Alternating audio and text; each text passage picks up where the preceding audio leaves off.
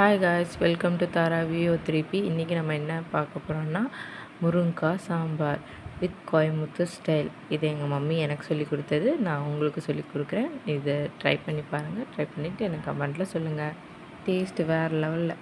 150 பருப்பு எடுத்திருக்கேன். பிகாஸ் எங்கள் ஃபேமிலி கொஞ்சம் பெருசு, அதனால் நான் அப்படி எடுத்திருக்கேன்.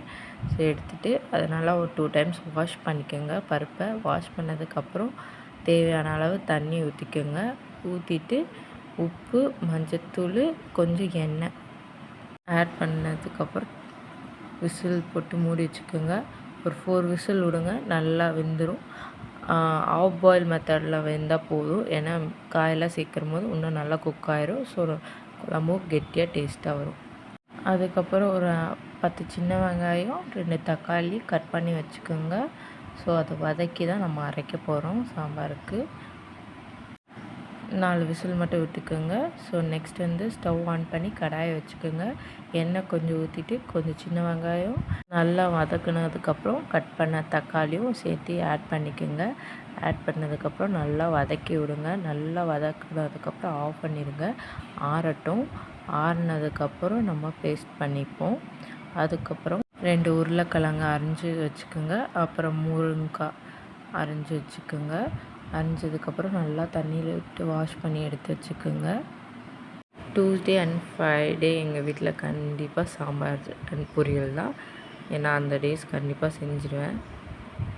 எனக்கு கொஞ்சம் கடவுள் பக்தி கொஞ்சம் ஜாஸ்திங்களா, அதனால் செஞ்சுருவேன். அப்படி ஒரு வேளை வேறு ஏதாச்சும் குழம்பு வச்சாலும் நான் அதை சாப்பிட மாட்டேன், ஸ்கிப் பண்ணிடுவேன்.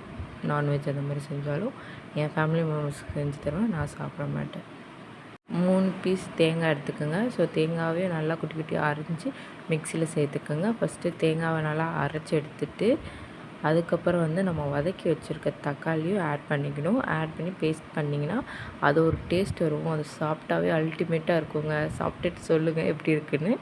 அதுக்கப்புறம் ஸ்டவ் ஆன் பண்ணி கடாயை வச்சுக்கோங்க. கொஞ்சம் மிளகாத்தூள், மல்லித்தூள், சாம்பார் தூள் நல்லா இதானதுக்கப்புறம் காய்கறியும் போட்டு நல்லா ஒரு பரட்டினதுக்கப்புறம் குக்கரை தூக்கி வச்சுக்கோங்க. விசிலை ரிமூவ் பண்ணி அந்த குக்கருக்குள்ளே தாளித்து வச்சுருந்த காயை எடுத்து கொட்டிடுங்க. தேவையான அளவு உப்பு, கொஞ்சம் புளி நல்லா கொதிஞ்சதுக்கப்புறம் ஒரு 10 நிமிஷத்துக்கு அப்புறம் நம்ம அரைச்சி வச்சுருக்க பேஸ்ட்டு அதை ஆட் பண்ணிக்கோங்க.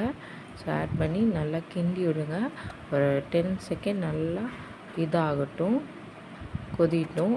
கொதிக்கிறதுக்கப்புறம் ஒரு கடாயில் எண்ணெய், கடுகு, கருவேப்பிலை, வெங்காயம் எல்லாம் போட்டு வெந்தயம் போட்டு நல்லா தாளிச்சிக்கோங்க. தாளிச்சதுக்கப்புறம் ஒரு பாத்திரத்தில் ட்ரான்ஸ்ஃபர் பண்ணிக்கோங்க. தாளித்ததையும் அதுலேயும் ஆட் பண்ணிவிட்டு சூடான முருங்கைக்காய் சாம்பார் ரெடி. இது கண்டிப்பாக முட்டை தோசைக்கு ட்ரை பண்ணுங்கள். சப்ஸ்கிரைப் பண்ணுங்கள், லைக் பண்ணுங்கள். பாய்.